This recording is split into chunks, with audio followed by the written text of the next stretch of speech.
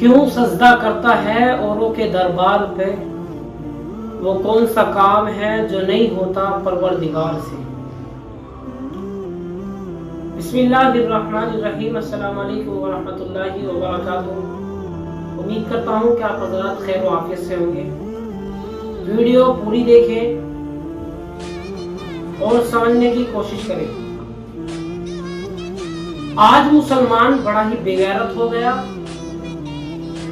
تعزیہ کے نام پر کیا کیا افواہیں، کیا کیا نعرے بازیاں، ڈانس اور ڈھول تماشے بجانے لگا۔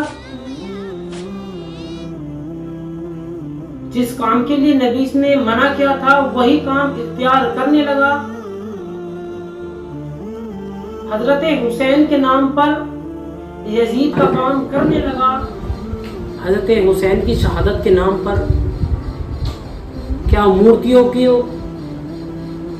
لے کر جا رہا ہے، مورتیوں کا تعزیہ بنا رکھا ہے، عورت نما تعزیہ بنا رکھا ہے کہ مسلمان کی غیرت ایمانی ختم، شعور ہی نہیں رہا کس چیز کا کیا کام کرنا ہے کیا نہیں کرنا۔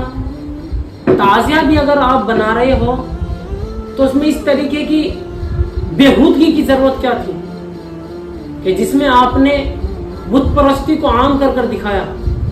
اسلام کے اندر کہیں بھی بت پرستی نہیں ہے، اسلام کے اندر کہیں بھی بت پرستی نہیں ہے، بت پرستی ہے ہی نہیں اسلام کے اندر۔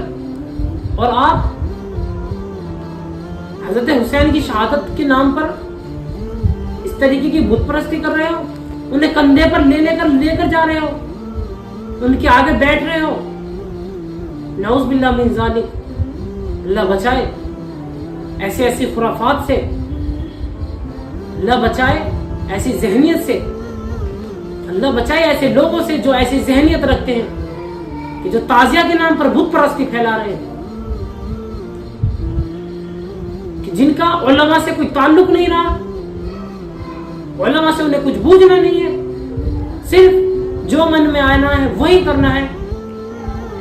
اگر ایسے ہی کرو گے تو اسے میں بس یہی کہوں گا، من تشبہ بقوم فہو منہم، جو شخص جس قوم کی مشابہت اختیار کرے گا اس کا حشر اسی کے ساتھ ہوگا۔ ویڈیو کو تمام ان مسلمانوں کے پاس شیئر کریں جو تعزیہ بناتے ہیں، تاکہ وہ بھی تعزیہ کے نام پر اس طریقے کی مکاریوں سے آئندہ بچے، اس طریقے کی واہیات کاموں سے تعزیہ کے نام پر کرنے سے آئندہ وہ بچے۔